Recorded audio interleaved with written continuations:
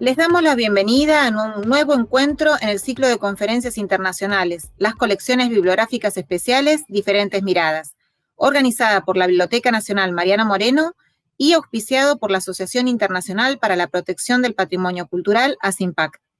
En esta oportunidad agradecemos la presencia de la magíster Mercedes Salomón Salazar. Mercedes es licenciada en Humanidades y maestra en Diseño de la Información por la Universidad de las Américas, Puebla. Máster en Conservación y Restauración de Bienes Muebles por el Instituto per el Arte e il Restauro Palazzo Spinelli, Florencia, Italia. Desde 2017 dirige la Biblioteca Histórica José María Lafragua, de la Benemérita Universidad Autónoma de Puebla. En dicha institución ha ocupado los puestos de Jefe de Conservación 2005-2014 y Coordinadora de Proyectos, octubre-diciembre de 2016.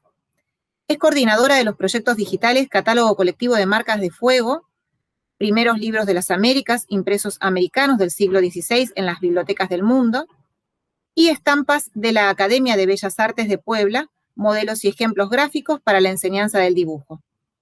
De manera independiente ha investigado la imprenta en Puebla, específicamente la primera familia de impresores Borja y Gandia, de la segunda mitad del siglo XVII. Desde 2012 es miembro fundador y secretaria del Seminario Interdisciplinario de Bibliología de la UNAM.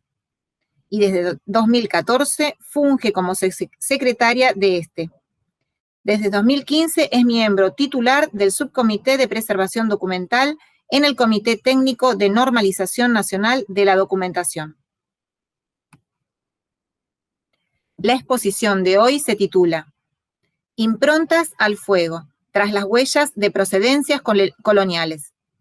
La conferencia que van a ver ahora fue grabada con anterioridad para asegurar su correcta reproducción. Durante el desarrollo de la exposición y al final, el autor estará respondiendo consultas y comentarios por el chat. Pues buenas tardes a todos, un saludo desde México. Antes que nada quiero agradecer a Analía Fernández Rojo de la Biblioteca Nacional Mariano Moreno por esta amable invitación a participar en este ciclo de conferencias. Para la Biblioteca Histórica José María Lafragua de la Benemérita Universidad Autónoma de Puebla, así como a la Biblioteca Franciscana de la Universidad de las Américas Puebla y de la Provincia Franciscana del Santo Evangelio de México, es un honor poder hablar de este tema y de su impacto en ámbito latinoamericano a través del catálogo colectivo de marcas de fuego. Quisiera mencionar que es la primera vez que somos invitados a un foro internacional, por lo que albergamos un genuino deseo de que el tema sea acogido por colegas bibliotecarios con los que hemos tenido poco contacto. Es nuestra esperanza que al momento en que se difunda por este medio, se vayan incorporando nuevos registros al catálogo para así acrecentar un tema que a veces no es tan conocido como creemos. Para empezar, voy a mostrarles esta frase, que me gusta mucho incluirla. Por osado que sea investigar lo desconocido, mucho más lo es inquirir lo desconocido. Porque es justamente la frase con la que logramos entender este tema de las marcas de fuego. Como ya bien comentó Analía Fernández, esta ponencia se tituló Improntas al fuego, tras la huella de procedencias coloniales. Así que, en primera instancia, necesito definirles qué es una marca de fuego y el contexto en el que surgen. Es una impronta carbonizada realizada con un instrumento de hierro, el cual se calienta lo suficiente para plasmar un sello en alguno o varios de sus cantos. Esta práctica fue frecuente en el periodo virreinal, tomando mayor auge durante el siglo XVII y XVIII. Fue una práctica que proliferó en territorios que estuvieron bajo el dominio de la corona española, pero su mayor variedad estuvo en Nueva España.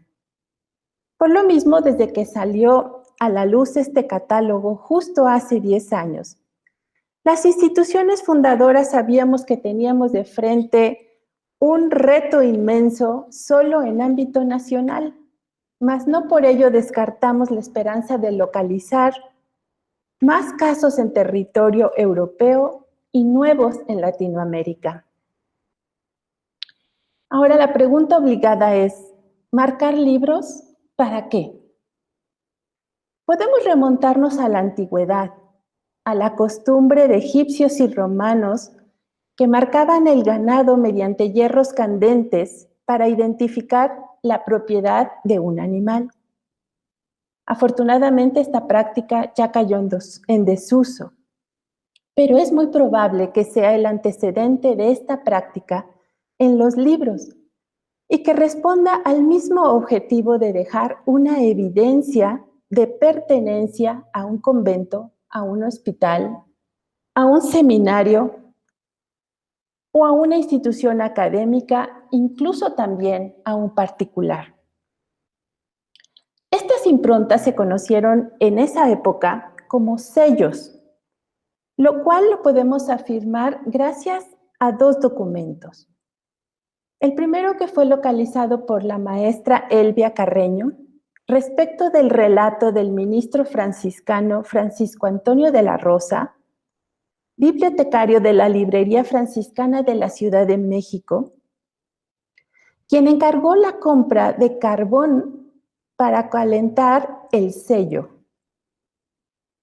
El segundo documento fue localizado por el doctor Manuel Suárez Rivera, del Instituto de Investigaciones Bibliográficas de la UNAM, en el acta del claustro de Hacienda del 19 de mayo de 1778 de la Real y Pontificia Universidad de México, en la que consta, y cito, que se mandó hacer sellos para marcar libros.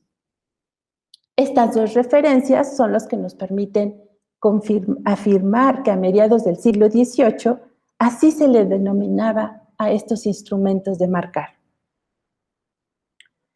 Desde el punto de vista de la materialidad del libro, estas marcas de procedencia constituyen un elemento histórico agregado al devenir del objeto mismo como un producto editorial. Tales sellos podían ser de dos tipos.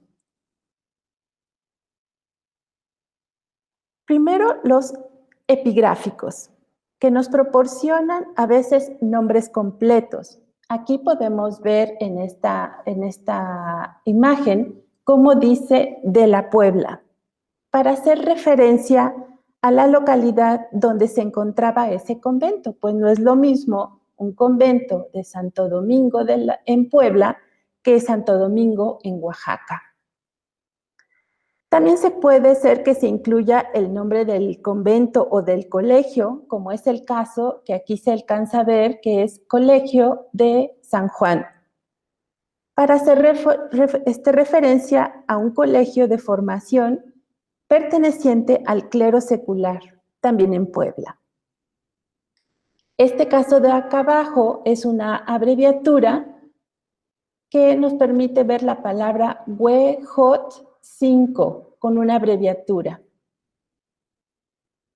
Dentro de las marcas epigráficas también tenemos monogramas, que muchas veces nos ponen a nosotros a prueba para saber cómo interpretarlos o cómo desatarlos. Tenemos incluidos dentro de la sección de marcas no identificadas algunos que verdaderamente todavía no logramos aclarar qué quieren decir. Aquí les enseño, por ejemplo, este primero, que es un monograma que permite ver la palabra exactamente de Belén. Si ustedes alcanzan a ver, es una B, luego es una E, luego la L, otra vez la E, que ya quedó marcada, y la N. Eso es un monograma. Igual que es muy complicado, que incluye todas las palabras de Guadalupe. O sea, una G, la V, la A, la D, A, L, U, P y E. Y esta extraña versión que hay como en espejo del mismo convento. También tenemos otras marcas de fuego que son figurativas y estas nos remiten con mayor frecuencia a variaciones de emblemas de una orden religiosa. ¿Por qué variaciones? Y no exactamente el emblema como tal, porque a través de un sello, que es una impronta que va a quedar solamente como una marca carbonizada, pues es muy difícil que se puedan respetar todos los detalles de un emblema o de un escudo religioso completo, incluyendo a veces sus colores.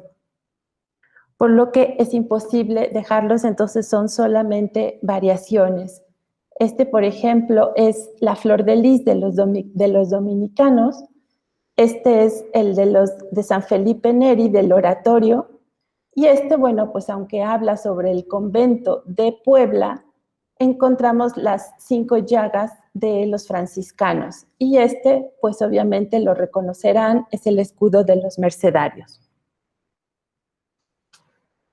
La evidencia de pertenencia ha sido por excelencia el ex libris, pues por su tipología más simple y directa, ofrece la posibilidad de identificar un nombre de propietario.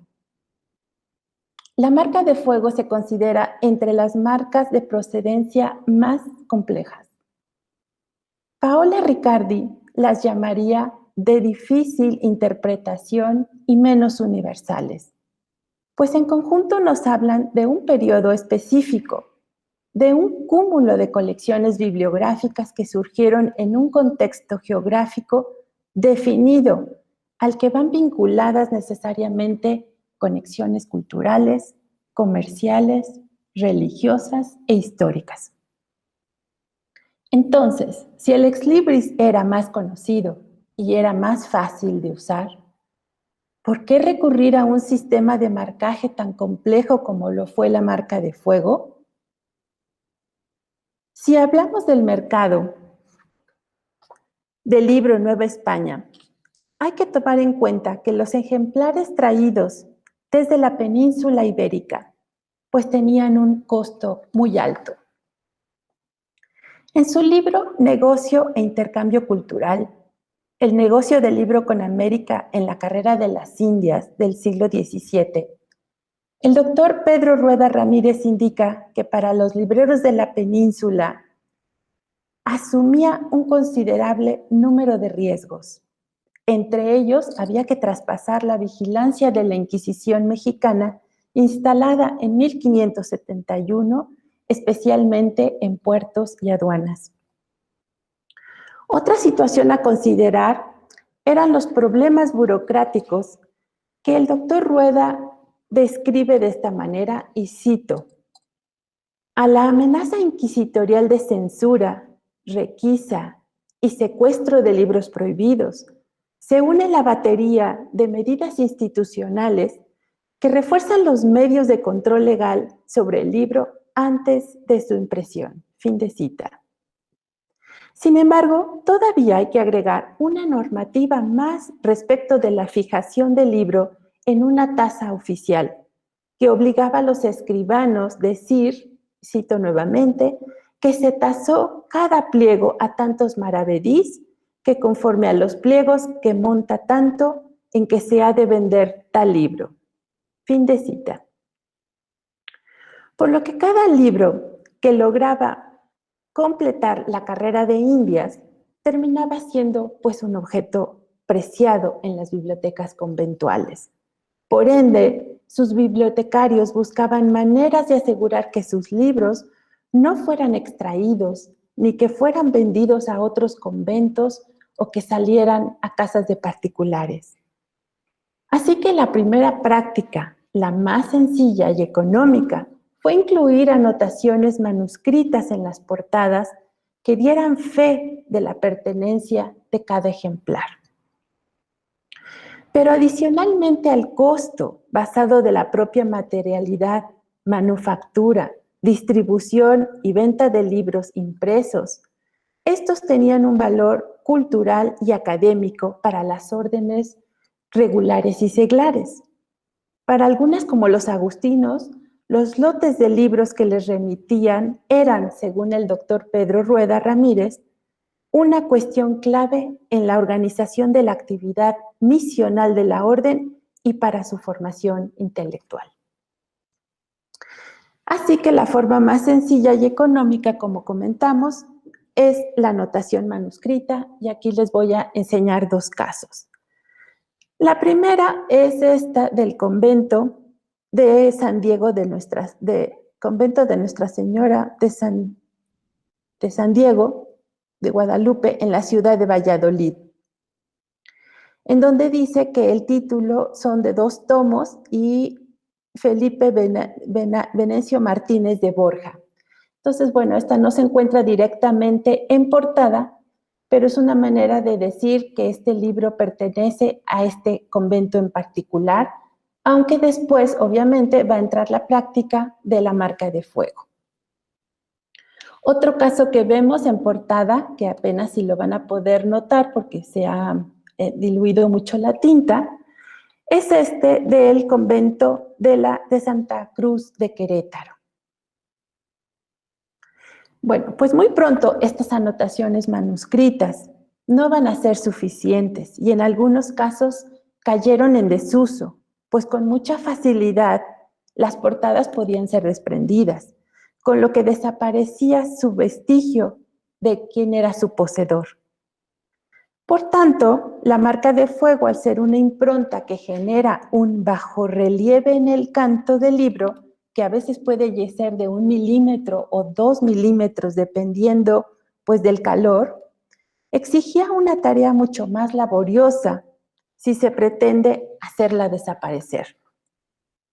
No es imposible, claro está, pero implica un mayor trabajo, pues para hacerlo de forma impecable, exigía normalmente desencuadernar el ejemplar para refinar sus cantos, lo cual iba a afectar en cierta manera el tamaño real del papel, y luego pues habría que volverlo a encuadernar y pues ya la encuadernación se tenía que ajustar.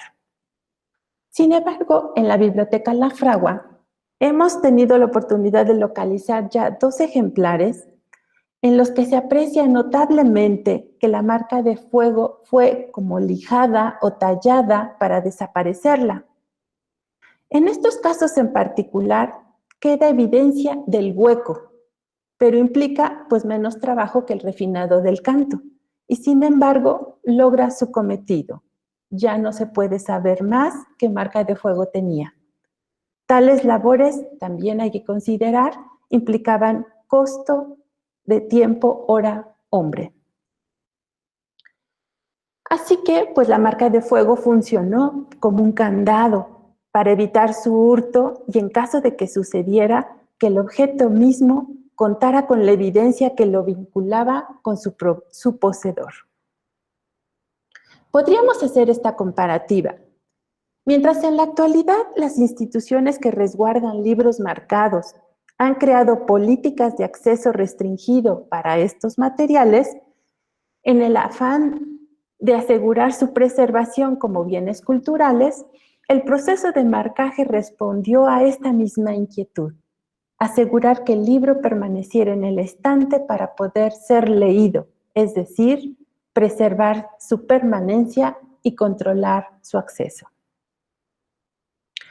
Bueno, aquí quisiera hacer una nota aclaratoria, que no es lo mismo una marca de fuego que un canto iluminado. Algunas veces nos han enviado colegas bibliotecarios imágenes de libros que tienen cantos iluminados, como los que se alcanzan a ver en esta imagen, principalmente en este libro y en porque este de acá sí es marca de fuego. Esto es totalmente entendible cuando la inquietud viene de un colega que no tiene en la colección a la que está trabajando una clara noción de cómo es una impronta de este tipo. Una forma de corroborarlo es la siguiente. Si una marca de fuego, el calor deja su huella en todas las hojas que abarca el diseño de la impronta. Aquí les enseño este caso particular, que la verdad me gusta mucho, porque este es el mismo símbolo del sato. Nosotros lo conocemos en México como un sato y es un San Antonio, y de nuevo estamos de frente a un monograma. El de abajo, ustedes van a poder notar que por la coloración incluso es una marca de fuego, o sea, el calor llegó a afectar el papel. Y este, pues, es una réplica bastante buena, pero en tinta, ¿sí? Y a veces es muy evidente y a veces no, pero sí la gente se puede en determinado momento confundir, porque también depende mucho cuando una marca de fuego se pone con poco calor y con poca fuerza, y eso es lo que genera a veces confusiones. Aquí vamos a poder ver el rastro que deja justamente el libro que les enseñé, que está iluminado, que dice Sato, pues apenas son gotitas que va manchando la tinta, ¿sí? Pero vean el otro, cómo va quedando la marca del fuego, va haciendo una quemazón hacia adentro necesariamente.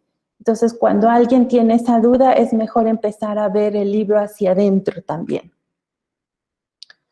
Ahora bien, ¿cuáles son los beneficios y desventajas, pues, del marcaje con fuego? Como mencioné anteriormente, uno de sus beneficios era dejar una huella difícil de eliminar, lo que nos permite tener claro hoy en día, a veces de forma casi automática, de qué convento procede cierto libro. Sin embargo, lo anterior trajo cierta problemática entre costo alto e intercambio y venta de libros entre conventos. Como menciona el doctor Jonathan Moncayo Ramírez en su artículo Los saberes en los fondos conventuales de la ciudad de Puebla, lo voy a citar. Dice, los libros nunca se encontraron acumulando polvo en los estantes de dichas bibliotecas. Los libros se movían a lo largo de la provincia, de una orden religiosa determinada. Pasaban por diversas manos. Los libros se expurgaban, se intercambiaban o se robaban. Los libros se leían y se anotaban profusamente. Ante la imposibilidad de conseguir alguna edición, los libros se transcribían e incluso se traducían. Los libros circulaban, se compraban o servían como cuadernos de notas. Fin de cita. Por su parte, el doctor Rueda Ramírez menciona en su artículo el abastecimiento de libros de la Biblioteca Conventual de San Agustín de Puebla de Los Ángeles a través de la carrera de Indias 1609-1613. Comenta, los conventos fueron lugares de llegada habitual de lotes de libros y en ciertas ocasiones vendieron duplicados, negociaron la distribución de los libros publicados por ellos. Si bien el doctor Moncayo, a pie de nota, incluye casos localizados en nuestros ejemplares, en el caso preciso de las marcas de fuego les presento este caso que es muy particular. Como ustedes van a poderse dar cuenta, pues tiene este canto 3 marcas de fuego diferentes pertenecientes a 3 conventos de 3 órdenes distintas. El libro en sí se trata de un Opuscula Divi Agustini, autoría de Agustín, obispo de Hipona, en donde resulta evidente que el libro pasó pues, por varios conventos de órdenes distintas. Tenemos la marca de fuego que corresponde al convento de Carmelitas Descalzos de la ciudad de Puebla, que es esta primera. Después tenemos el convento de la Merced de Puebla y una marca agustina que para nosotros todavía no hemos podido identificar bien ¿Por qué? Porque este ejemplar es el único en este repositorio que tiene exactamente esta marca y como está además encimada, la tengo que mostrar así porque si no, no la pueden ver. Ahora, en su interior tiene dos anotaciones manuscritas de propiedad, en latín, ubicadas en la guarda volante posterior, por las que sabemos que el libro perteneció en su momento a dos frailes del convento agustino de Salamanca en Michoacán. Estas anotaciones manuscritas nos hacen pensar que la marca no identificada pues podría ser de este convento. Y como les comentaba de que nada más tenemos este ejemplar con esta impronta, es única, pues no podemos afirmarlo todavía con certeza hasta que encontremos el conjunto de libros que la comparten. En su trayecto, el ejemplar vino a la ciudad de Puebla, en donde adquirió dos marcas de fuego adicionales, ¿no? ¿Cuál fue el primero? ¿Cuál fue la última? Imposible determinarlo. Así que en varios repositorios encontramos algunos cuantos casos de este tipo. Ante la imposibilidad de borrar la marca de un antiguo poseedor, pues es mejor encimar otra sobre la ya existente. En el año 2007, con el apoyo del doctor José Luis Rubalcaba Sil del Instituto de Física de la Universidad Nacional Autónoma de México, mediante un acelerador de partículas, intentó analizar justamente las improntas de marcas de fuego y escogimos en esa ocasión este ejemplar en particular, para ver si la acumulación de tener tres marcas generaba o podía arrojar algún dato interesante. Sin embargo, pues al ser una marca carbonizada sobre material orgánico, pues no quedan rastros ni es posible su datación. Así que permanecerá la duda sobre cuál imprenta fue puesta primero y cuál al final. Tenemos otro caso curioso en la biblioteca, puesto que contiene evidencia de que en algún momento un particular se vio obligado a pegarle un supralibris al ejemplar para dar fe de que no se había robado el libro, dado que éste tenía una marca de fuego.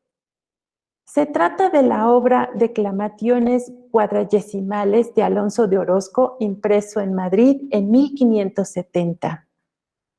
El supralibris dice: este libro me costó 6 reales en la cohetería, en donde lo vendió el padre prior Fray Antonio Ramos por papel viejo, para que no lo agreguen a la librería de este convento.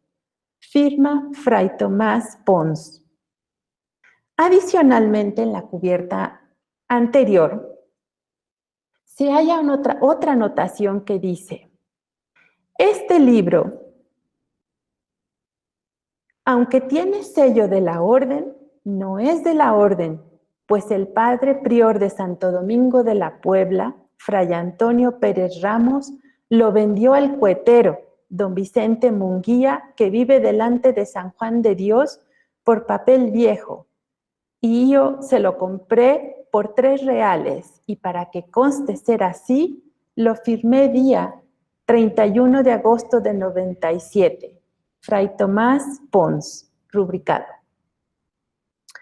Creo que los textos por sí solos dejan entrever el temor que este fraile tenía de haber comprado un libro como papel viejo para hacer cohetes, con tal que no fuera acusado de hurto, y luego para que no lo agregaran al convento, y también pues ante la imposibilidad de eliminarle la marca de fuego.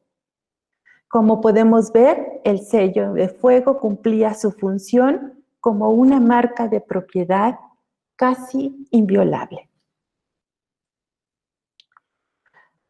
Ahora bien, en el artículo antes citado de la Biblioteca Conventual de San Agustín de Puebla, el doctor Pedro Rueda Ramírez habla de un tipo de marcaje que podría tratarse más bien de un dibujo, ¿Qué se hizo en los baúles con libros que eran enviados en los navíos que venían de Sevilla a determinados conventos? El autor refiere el caso concreto de una hoja de registro localizada en el Archivo General de Indias, en la que fue dibujada a pluma un corazón que adicionalmente fue puesto en los cajones de 1613. Podría suponerse que fue pintado, pero también pudo haberse hecho con fuego, al menos en el cajón. Y si así fuera, pues no sobrevive ninguno que nos permita saberlo con certeza.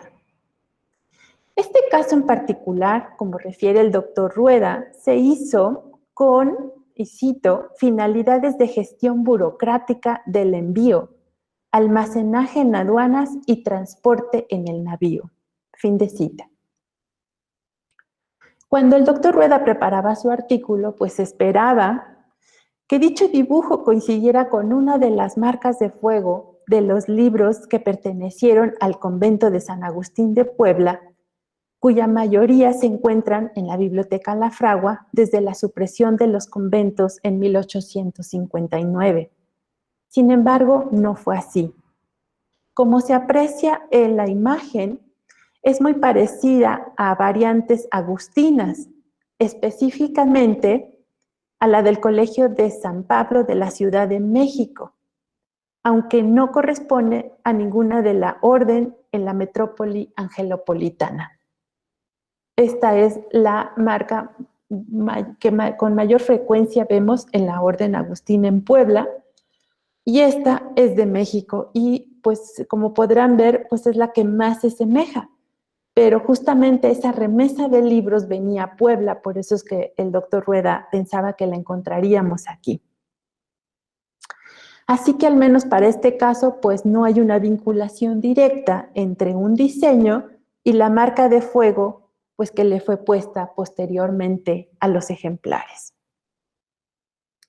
Aún así, queda la duda de aclarar la pregunta sobre si las marcas de fuego se hayan podido inspirar en este tipo de dibujos incluidos en los documentos y que retomando el marcaje de ganado, pues se haya creado esta evidencia histórica que resultó ser sumamente peculiar.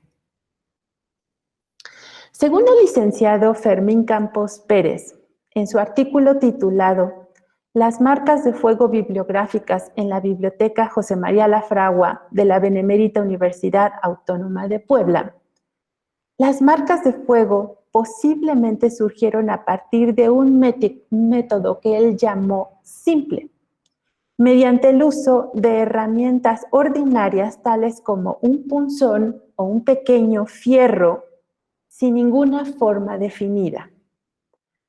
Tal es el caso de unas cuantas improntas dentro de los libros pertenecientes a los agustinos de Puebla, que además de únicas como caso, son escasas.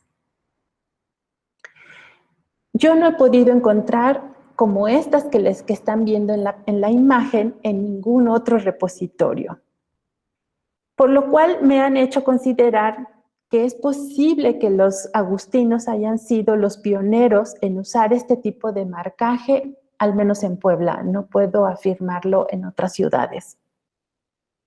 Muy pronto vieron los beneficios de usar este tipo de marcaje y mandaron a fabricar una con la letra A. O sea, primero este es así como lo que decía Fermín Campos, es usar un instrumento para colocar esta arista, luego esta arista de la A y luego esta.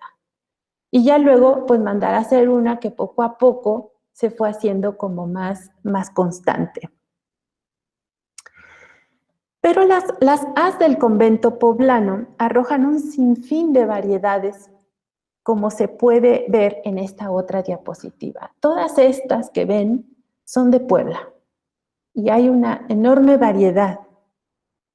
Así que yo creo que muy pronto migraron a una variación del emblema de la orden que vimos anteriormente en otra diapositiva, que es el libro que descansa sobre el corazón ardiente, atravesado por dos flechas cruzadas en aspa.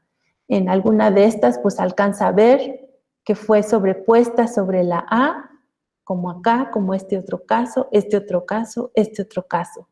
Y también es interesante ver cómo no hay una forma clara de sobreponer una marca sobre la otra, y de eso platicaremos ahorita más adelante. Bien, ¿de dónde deduzco toda esta secuencia? Bueno, cuando revisamos un corpus de 1,200 ejemplares que conservamos de la Orden San Agustina en Puebla, es claro que los libros más antiguos poseen primero la anotación manuscrita de propiedad, una marca de fuego con la inicial A y luego la marca de fuego figurativa del corazón. A veces esta última es colocada sobre la A, como son estos casos que ya les enseñé, para que sobre la A y luego la marca de fuego del corazón, como para que tome pues mayor importancia. En otros casos, cada una tiene un lugar distinto en el canto, no necesariamente encimadas. Acá hay dos claros ejemplos de que le ponen 2 veces y hasta a lo mejor 3 una A. Este puede ser un intento fallido de colocar lo que no estaba muy caliente el instrumento, y luego le ponen la del corazón, ¿sí? En libros de ediciones posteriores, pues vamos a darnos cuenta que se va perdiendo las letras A y las anotaciones manuscritos y nos vamos a quedar prácticamente con el emblema. Y bueno, llegado a este punto, quisiera hacer una reflexión.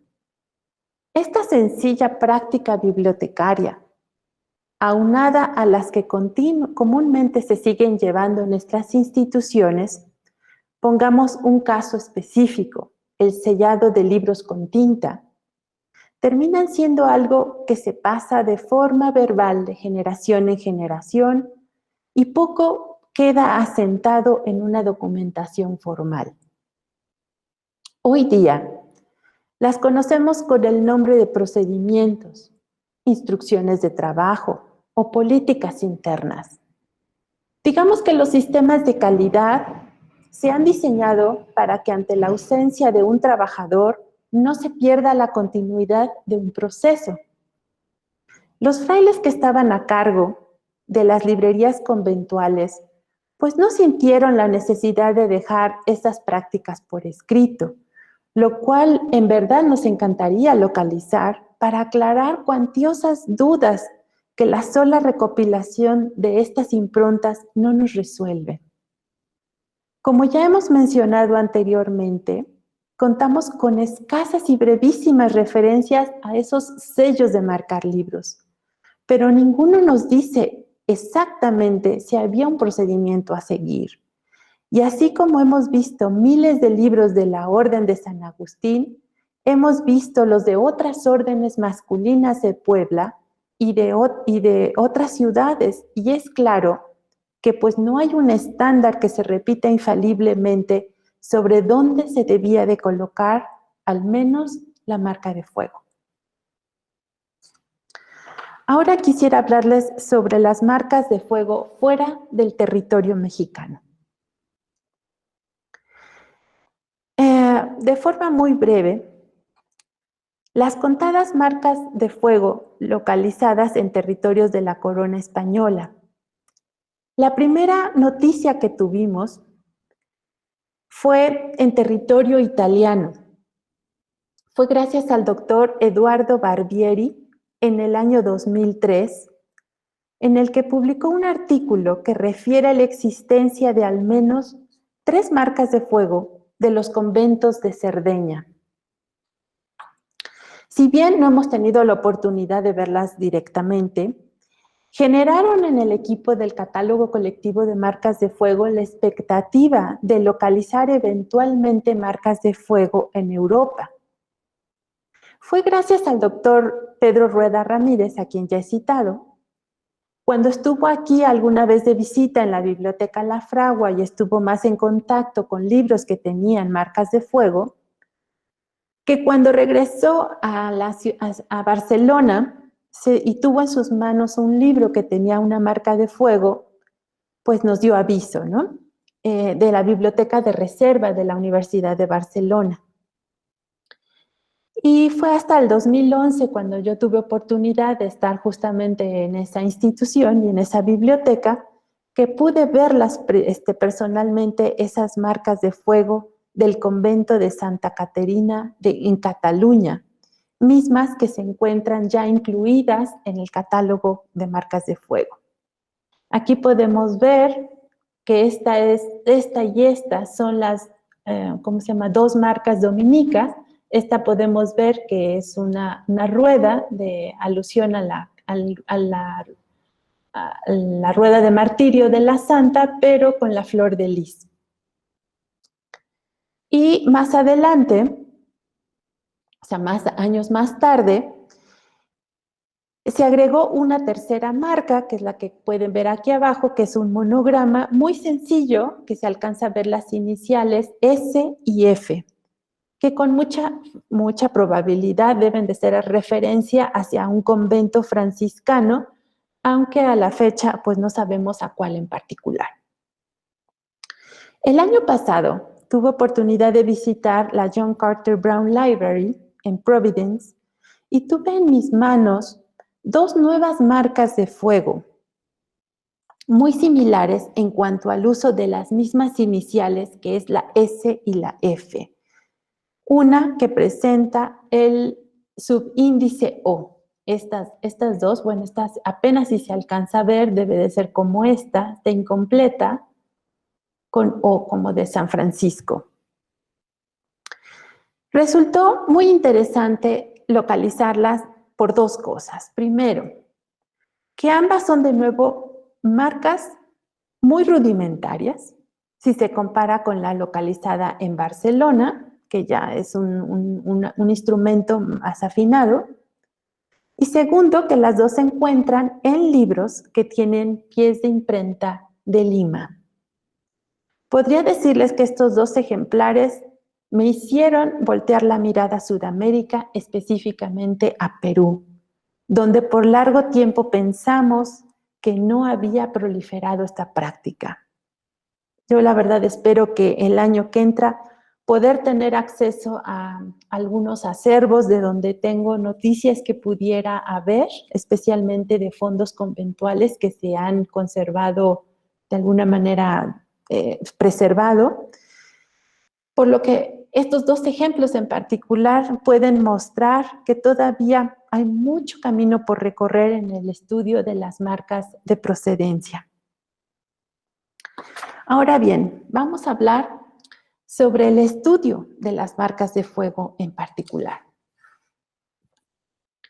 El estudio de las colecciones con marcas de fuego en los conventos de Nueva España inicia prácticamente hasta el siglo XX, cuando Rafael Sala publicó su primer catálogo impreso en 1925.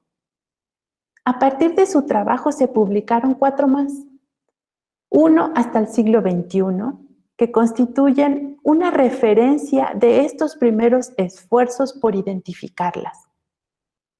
La mayoría de estos catálogos reportan marcas de fuego ubicadas en una determinada institución, constituyendo herramientas de gran utilidad para el resto de las instituciones que son depositarias de libros con este tipo de marcajes. Sin embargo, pues las publicaciones en papel tienen dos limitaciones. Primero, pues son ediciones que desafortunadamente ya no se pueden adquirir, o sea, se agotaron y no justifican necesariamente una reedición.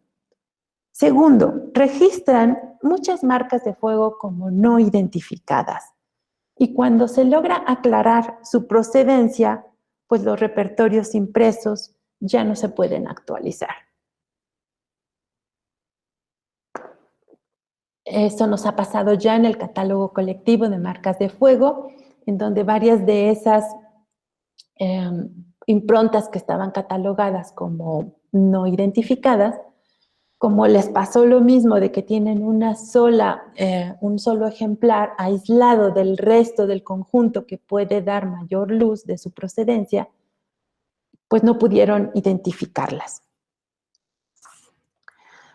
Bien, conscientes de esto, en el año 2006 la Biblioteca Histórica José María Lafragua de la Benemérita Universidad Autónoma de Puebla se planteó la creación de un catálogo digital, pero solo de sus marcas de fuego, que permitiera consignar su presencia como elementos históricos en sus colecciones bibliográficas.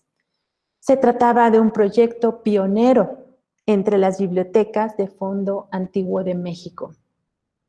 Así estuvo 4 años, de 2006 hasta 2010, en el que el proyecto fue revisado, replanteado, a transformarse como un proyecto interinstitucional, el cual conocemos ahora como el Catálogo Colectivo de Marcas de Fuego. Y nos da mucho gusto mencionar que desde 2010, ya tenemos 10 años de trabajar en esto, pues ya no se puede hablar de este tipo de marcas de procedencia sin tener una mención. Si bien no podemos decir que hemos resuelto todo, reconocemos que como grupo hemos hecho importantes avances y muchas nuevas contribuciones al tema, lo que nos permite ya ser una referencia para muchas bibliotecas en diversas partes del mundo, incluso para anticuarios o para particulares que buscan identificar pues, las marcas de fuego de sus libros que tienen de forma personal. Para el caso específico de Nueva España, hay que entender que las librerías conventuales pasaron por 2 momentos fundamentales que propiciaron su dispersión. Primero, la expulsión de los jesuitas de tierras americanas en el año de 1767 y la supresión de los conventos regulares en 1859. En ambos casos pasaron a instituciones estatales. Ojalá esto se hubiera realizado mediante inventarios. Lamentablemente no fue así. Y fueron momentos clave para que varios ejemplares se perdieran de muchas formas al momento de las demoliciones, por los incendios que sirvieron de parapetos militares o en una entrega desordenada. El eventual robo de un ejemplar fue una de ellas, hurtados para ser vendidos a coleccionistas privados, algunos de forma directa y otros por medio de sus herederos, también terminaron donando sus bibliotecas a instituciones públicas o universitarias, mas no necesariamente aquellas que reúnen en la actualidad la colección de origen. Por eso es que tenemos esos casos aislados en varios repositorios. Y a veces esos terminan totalmente aislados en repositorios en el extranjero, donde es todavía mucho más difícil poderlos describir e identificar. Así que en aras de salvar sus librerías, se sabe que cuando tuvieron oportunidad, algunos frailes o monjas pidieron ayudas a familias allegadas a ellos para el resguardo de ciertos volúmenes, algunos de los cuales les fueron devueltos posteriormente y otros no. Tal fue el caso en Puebla de las monjas de Santa Mónica, quienes lograron sacar los días previos a la exclaustración definitiva, pues fueron alertadas de ello. Como me ha mencionado de forma personal el historiador Jesús Joel Peña, lo cito en su comentario, los avisos por parte de funcionarios y trabajadores públicos relacionados por vínculos familiares generalmente permitió el rescate de varios enseres que aún se conservan. Otros ya no fueron reclamados, quizás porque se perdió el vínculo, por lo que pasado el tiempo los herederos de esas familias pues perdieron el interés de seguir resguardando esos libros y los pusieron a la venta. Historias van, historias vienen, sin tantas pruebas fehacientes, pero todas ellas tienen un común denominador. Los libros se dispersaron. El padre Fray Francisco Morales, de la provincia franciscana del Santo Evangelio de México, que es uno de sus historiadores más reconocidos en la provincia que ya mencioné, me relató una vez de forma personal que en los años 90 del siglo XX, al lado de otro fraile, recorrió conventos de todos los pueblos de la zona de Puebla y de Veracruz, pues en las ciudades capitales ya sabía a dónde habían ido a parar las librerías de los conventos de su orden. Ellos dos lograron reunir 25,000 libros y con ello se pudo establecer lo que ahora es la Biblioteca Franciscana, que está en comodato con la Universidad de las Américas, Puebla. Y dice, me comenta Fray, que siguen rastreando el destino de las librerías de muchos conventos de pequeñas localidades. Por ello es que los encontramos en tantas bibliotecas dispersas. Las marcas de fuego, por lo tanto, constituyen una vía importante para entender el proceso de dispersión de las bibliotecas conventuales y, en un contexto más amplio, la historia del libro y la cultura escrita en el mundo novohispano. A partir de esto se establece el objetivo del catálogo colectivo de marcas de fuego como una vía para reunir, aunque sea virtualmente, esos ejemplares sueltos del resto del grupo del cual quedaron alejados.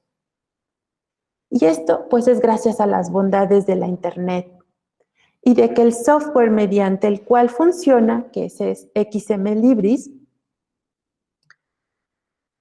se pueden hacer actualizaciones cada vez que un dato aclara una procedencia o hay un nuevo hallazgo. Los catálogos impresos que le anteceden son una herramienta extraordinaria como referencia para nosotros, pero desafortunadamente no pueden ser enmendados. Hay otro factor más a considerar tras la supresión de las órdenes, la cual mencionaré desde lo que he notado solo en ámbito poblano. Citando a las doctoras Lourdes Herrera Feria y Rosario Torres Domínguez en su libro El Colegio del Estado y sus documentos fundacionales, las doctoras escriben lo siguiente: el régimen político instaurado después de la ruptura del vínculo colonial procuró desconocer el carácter regalista de las instituciones fundadas en el periodo virreinal bajo el control y protección de la monarquía española. Imaginemos pues el panorama. Instituciones como fue nuestro antecesor directo de la universidad, el Colegio del Estado de Puebla, surge con una misiva distinta. Cito de nuevo: crear un modelo de instituciones de enseñanza superior en los que se daría cabida a cursos para propagar los nuevos conocimientos. Así que la decisión de integrar los fondos conventuales pues pasaba a segundo plano cuando se trataba de inventariar los nuevos ejemplares que la nueva institución había adquirido en aras de fortalecer el estudio de los nuevos saberes.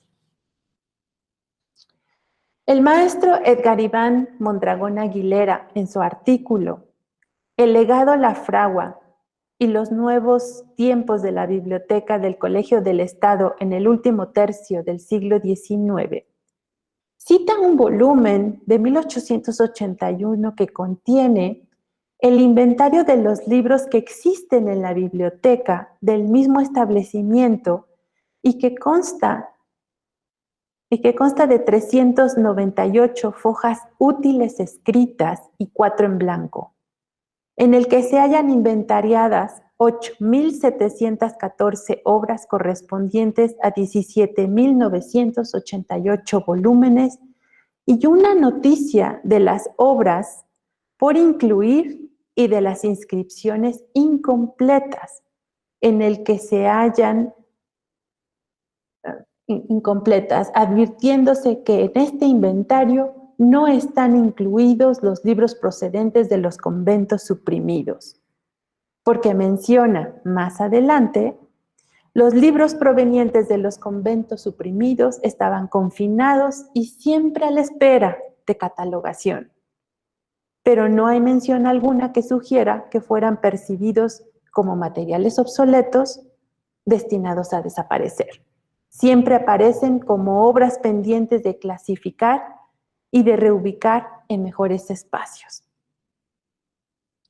Nos costó todavía muchas décadas adquirir una conciencia del valor de estas colecciones.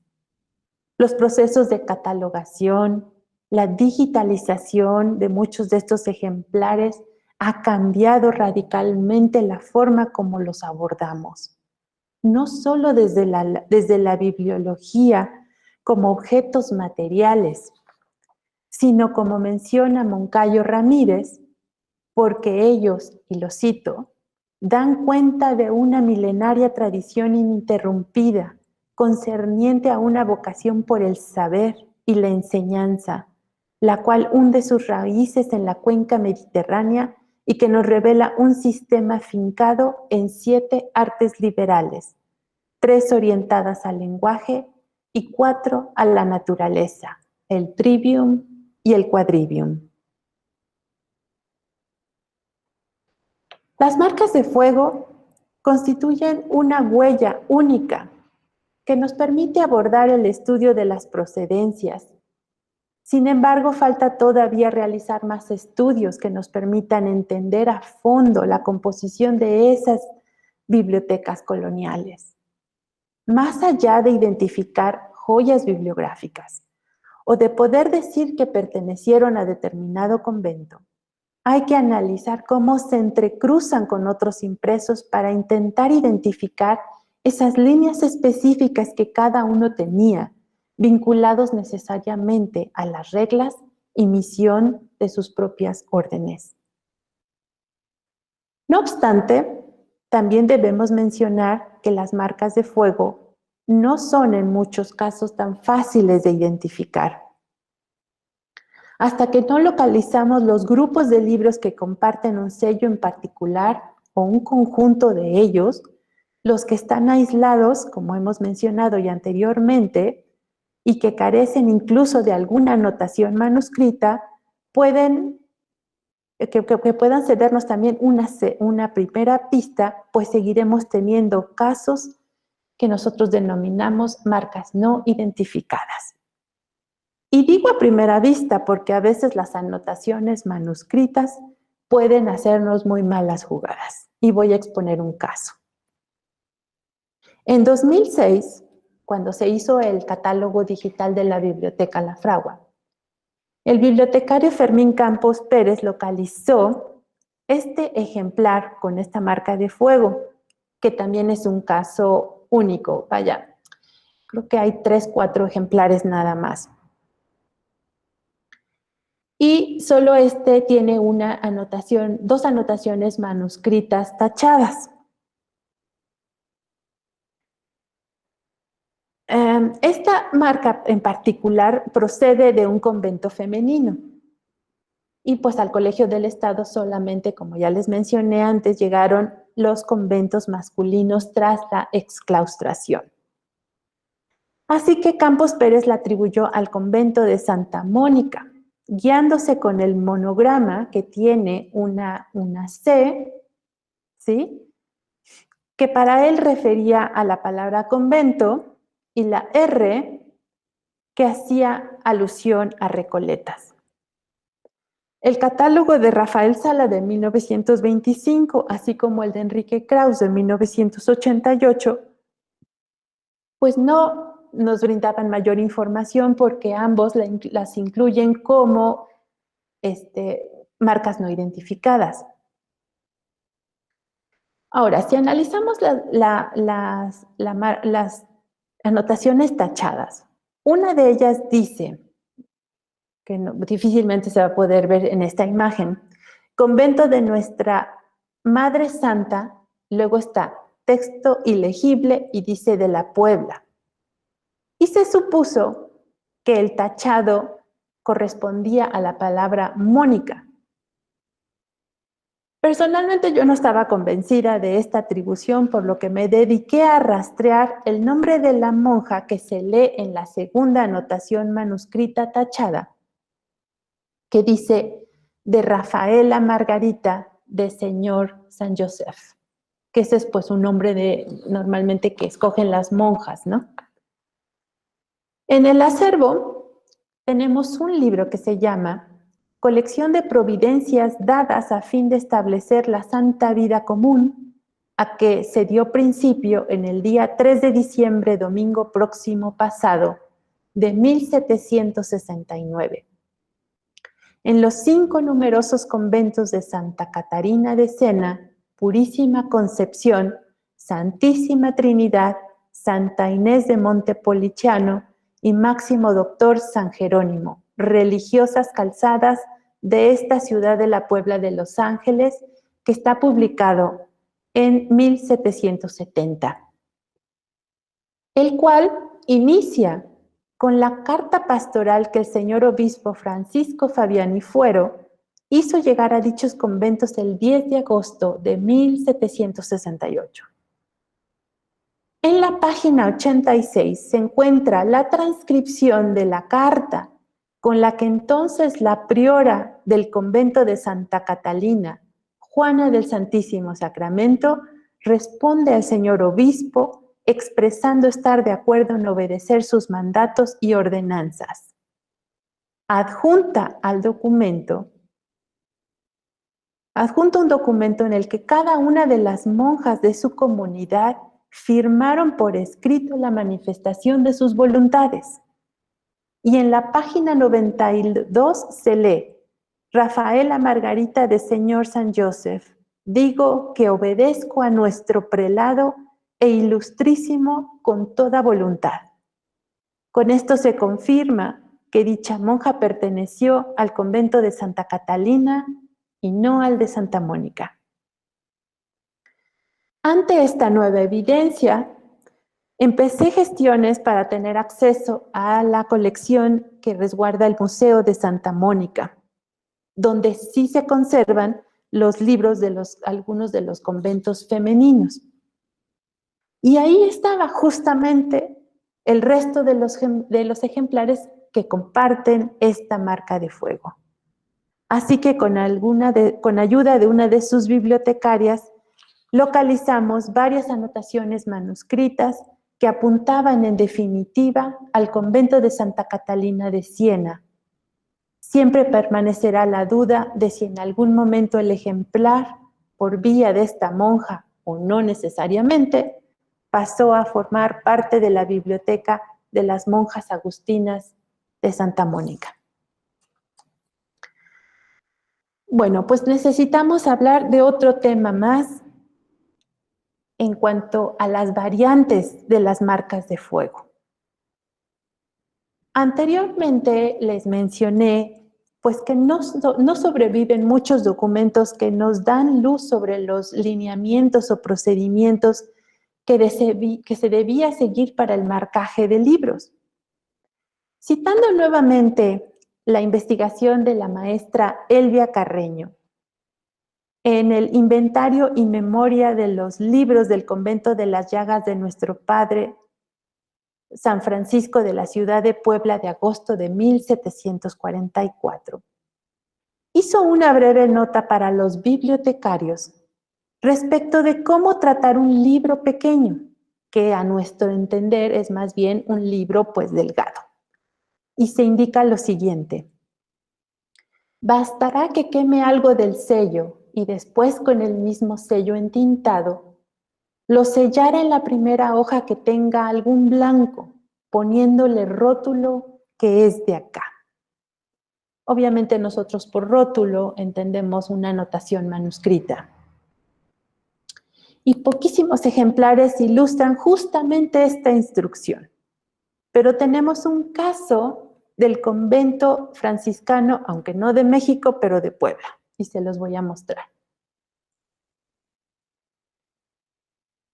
En este podemos ver cómo este libro era muy delgadito y aunque tiene la marca de fuego, porque sí se alcanza a ver un poquito acá, pues fue quemado en la guarda y luego se traspasa esa guarda hasta la portada, creando esta quemazón que prácticamente es un pedazo de papel ya volando, en cualquier momento se pudiera desprender. El siguiente punto que no deja de generar preguntas es si la existencia de tantas variables a partir de una misma marca de fuego modelo. Para el catálogo colectivo, nosotros definimos en nuestra metodología que una marca modelo debía de ser aquella cuya impronta fuera completa y clara y que tuviera todos sus elementos bien definidos. Y a partir de esa marca modelo es que empezamos a tener las variantes.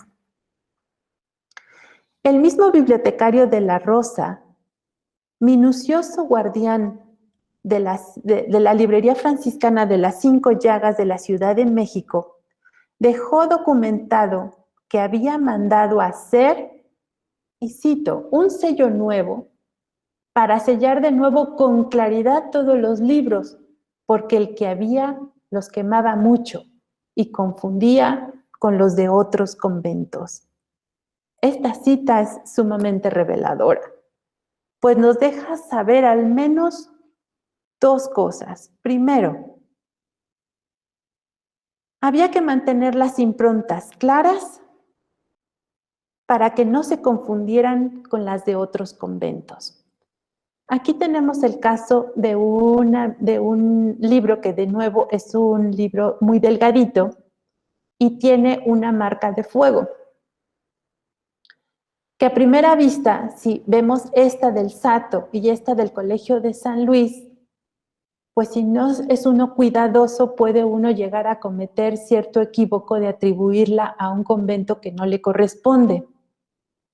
Entonces, esa es una de las cosas por las cuales cuando quedaba una marca de fuego incompleta, pues a veces se llegaba a quemar en otro lado. Incluso hemos encontrado sobre encuadernaciones tanto de piel o como de pergamino, aunque se quema más fácil la piel y no el pergamino, pero sí los hay. Y el segundo punto es que ellos mismos, los franciscanos, habían notado que un sello o un instrumento ya se había deteriorado y que las improntas quemadas ya no quedaban igual. Lo que nos explica la necesidad de volver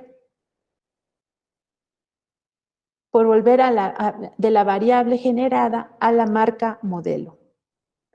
Por lo anterior y porque la observación acuciosa de estos casos dentro de los repositorios a los que hemos tenido acceso, el catálogo colectivo de marcas de fuego ha definido como parte de su método de registro y descripción de las marcas de fuego el registro de todos estos casos que nosotros llamamos variables, con objeto de documentarlas, en la espera de que más testimonios escritos nos aclaren al menos aquellas que no se derivan de la deformidad propia de las encuadernaciones o por malas encuadernaciones, porque eso también sucede. Paul Wolfowitz, autor de la teoría de grupos y de los tipos lógicos, retoma un proverbio francés que dice: plus ça change, plus c'est la même chose. Que quiere decir en español, cuanto más cambia algo, más permanece lo mismo. Según el autor, el proverbio es en sí una expresión concisa de la extraña y paradójica relación que existe entre la persistencia y el cambio. Si bien hay ciertas similitudes entre las marcas de fuego de una orden, hay variables de convento a convento.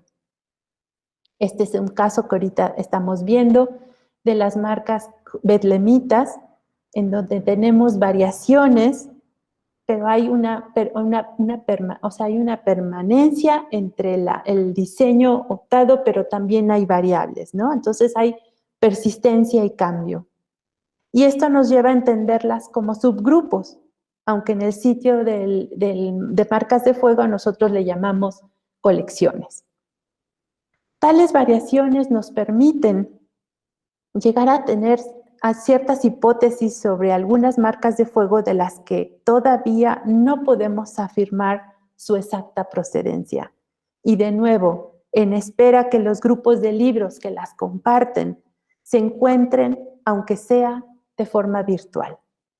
Es por ello que mientras más instituciones se vayan sumando a este esfuerzo colectivo, más ahondaremos en su conocimiento, en su dispersión y también, como he mencionado, en el estudio en sí de los libros que un día fueron un recinto altamente preciado por sus antiguos poseedores.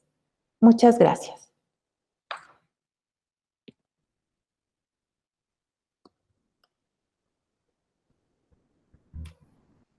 Bueno, muchísimas gracias, Mercedes. Fue excelente tu exposición. La verdad que es un placer tenerte en este plantel de profesores en este ciclo que se está dando. Y bueno, pasamos algunas preguntas que hicieron los asistentes en el formulario de inscripción, si te parece.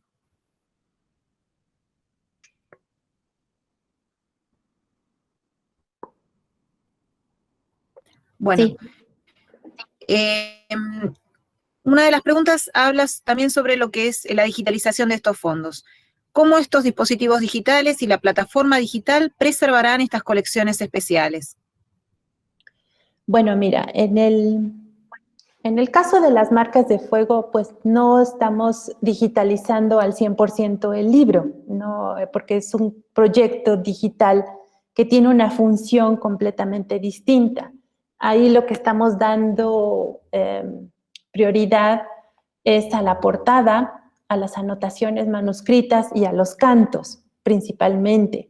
Ahora, en cuestión de desarrollo de otro tipo de colecciones digitales, pues sí, ayuda a preservar principalmente cuando tú tienes una curaduría de ejemplares que se deben digitalizar para contribuir a la preservación material de los ejemplares.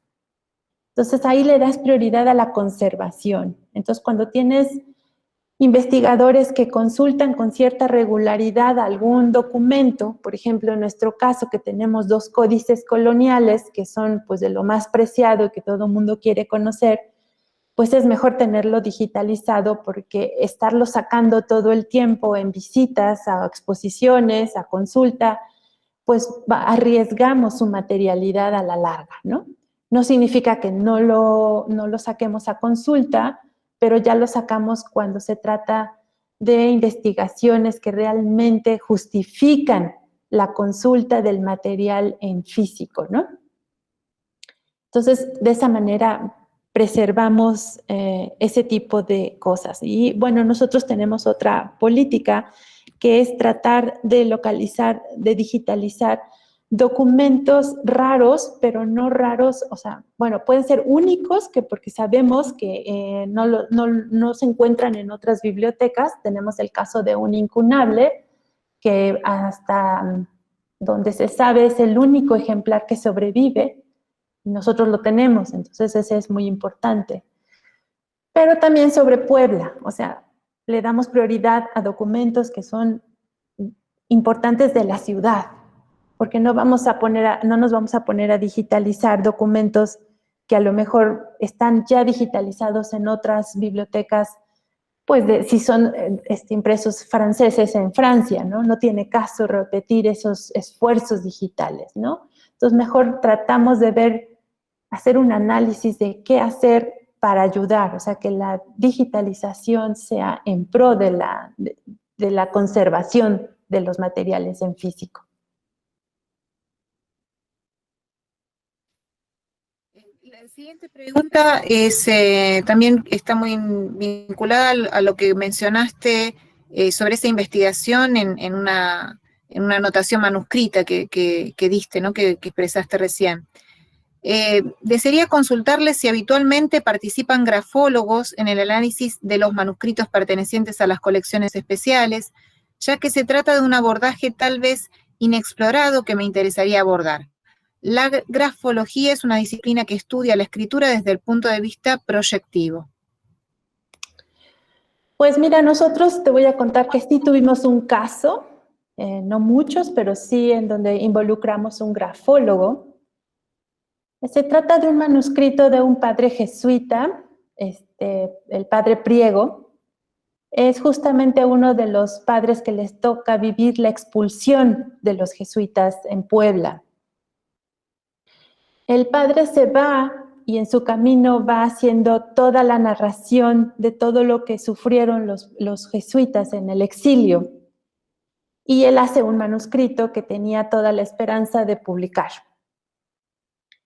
Él tiene una hermana en Puebla, una religiosa en Puebla, por lo cual seguramente por medio de ella es que hay uno de sus manuscritos, porque se ve que se lo mandó a la monja para que en afán de que se publicara o de que se leyera, pero no lo hizo de manera única, o sea, no mandó un manuscrito único, mandó 4 manuscritos.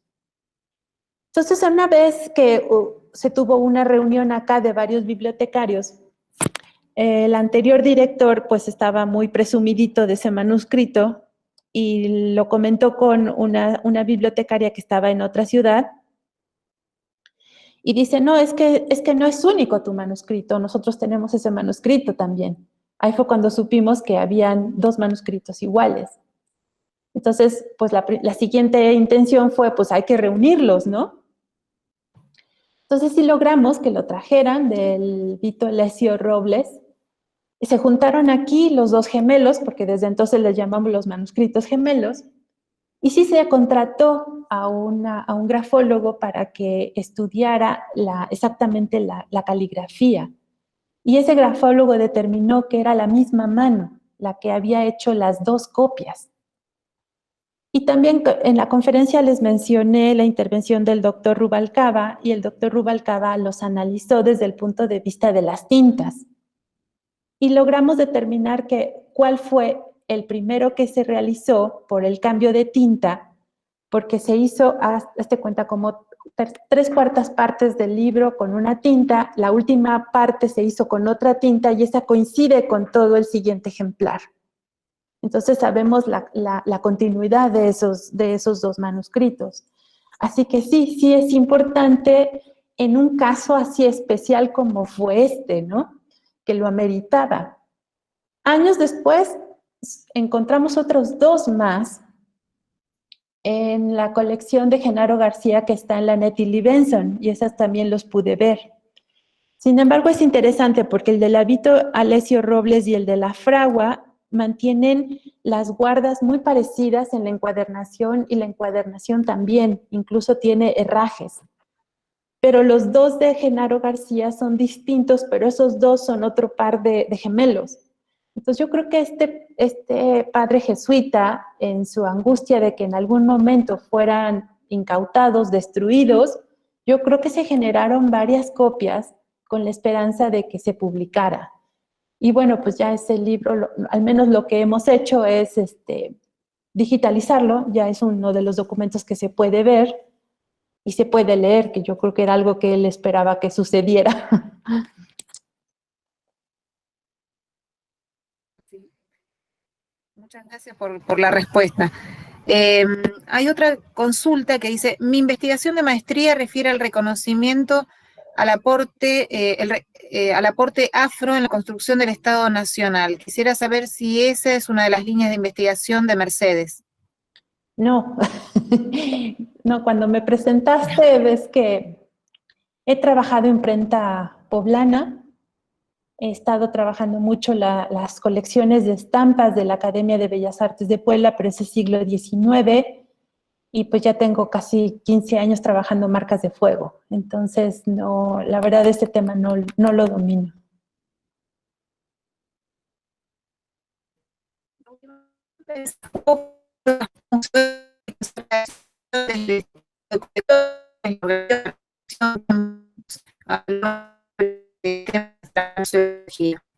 Bueno, mira, de marcas de fuego ya hemos hecho alguna vez una exposición presencial aquí en la biblioteca y la hicimos esta vez a 3 sedes.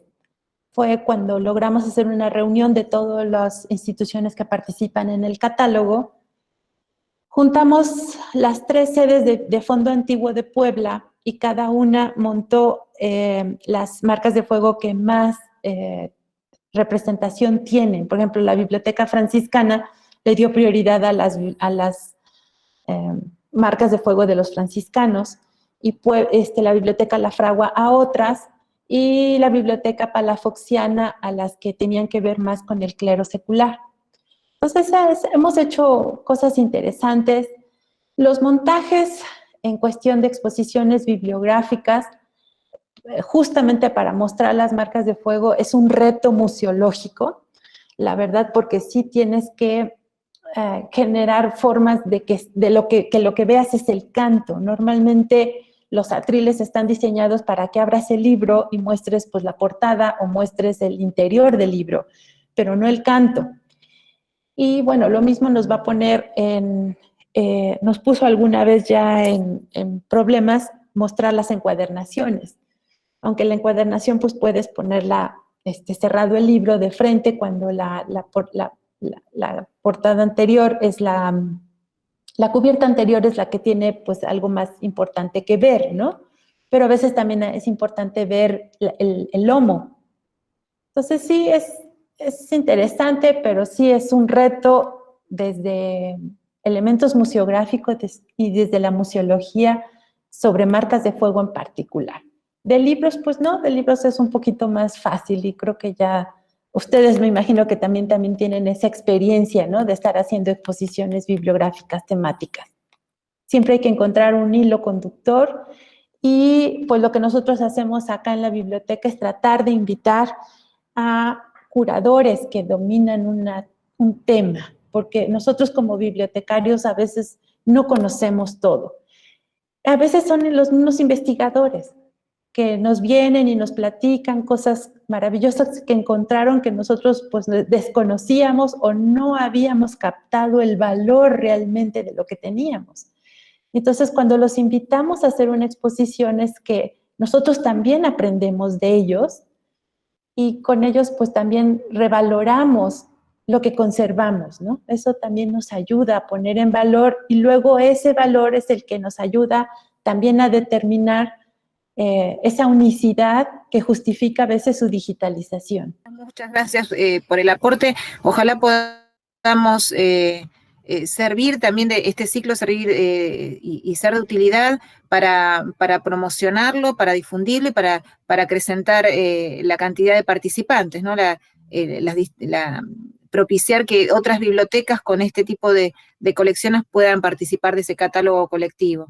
Así que ojalá podamos ser útiles para eso también. Están los contactos y se pueden comunicar con la organización para también derivarte cualquier consulta y cualquier mail que sea de utilidad. Sí, claro. Y también allá si encuentran algún ejemplar, no duden en contactarnos. Será un gusto sumarlos. Bueno, agradecemos la valiosa y muy interesante presencia de Mercedes Salomón Salazar. La profesora estará presente en el chat respondiendo consultas, algunas vinculadas a las que fueron enviadas en el formulario. Siguiendo el ciclo de conferencias, los esperamos el 16 de octubre a las 15 horas, horario de Argentina, para las próximas charlas dadas por la Magíster Dina Márquez Pereira Araujo y el doctor Leonardo Mayonami. Muchas gracias.